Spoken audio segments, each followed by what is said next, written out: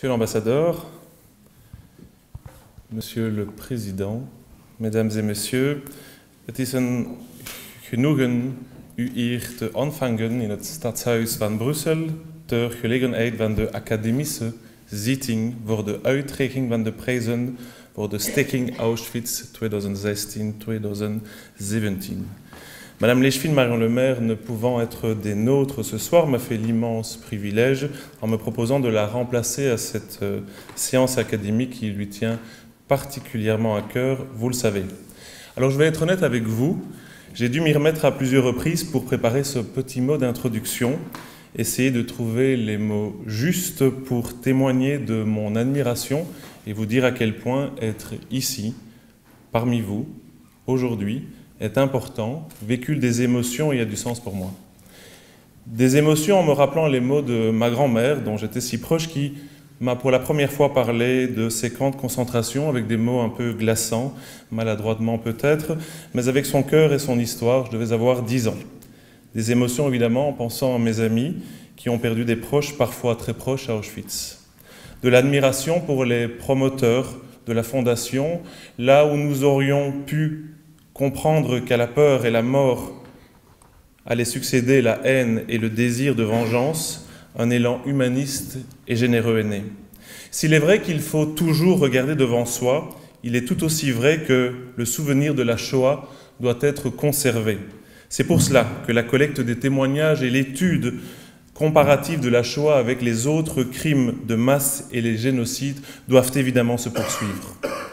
D'une part parce qu'elles mettent en évidence la dimension exceptionnelle de la Shoah, d'autre part parce qu'elles conduiront, je l'espère, j'y crois avec optimisme et détermination, elles conduiront à la consolidation de principes moraux supérieurs bannissant définitivement racisme, antisémitisme, homophobie et toute autre forme d'exclusion.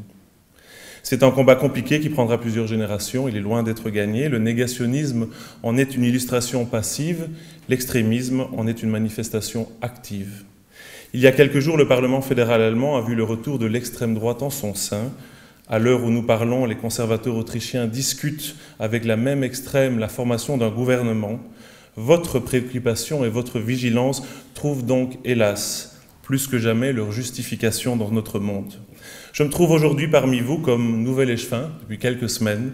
À ce titre, je peux vous assurer de ma participation active au travail de mémoire qui constitue un devoir universel pour toutes celles et ceux dont l'idéal reste et restera la liberté.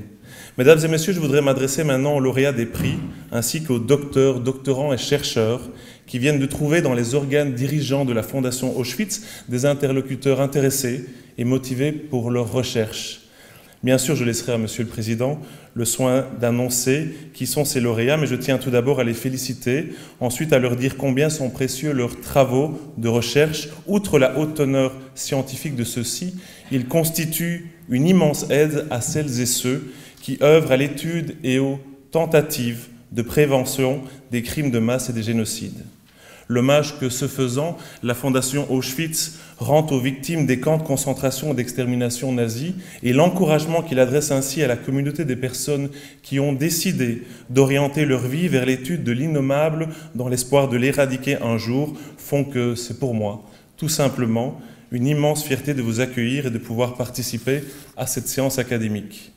Mesdames et messieurs, au lieu de vivre orienté sur le passé, vous avez voulu que le souvenir serve aujourd'hui pour étudier ce phénomène bestial des crimes de guerre et surtout, pour que ces études et la promotion de leurs résultats empêchent que le passé redevienne un présent ou un futur. Het is met immense veel respect dat ik u graag wil bedanken. Merci.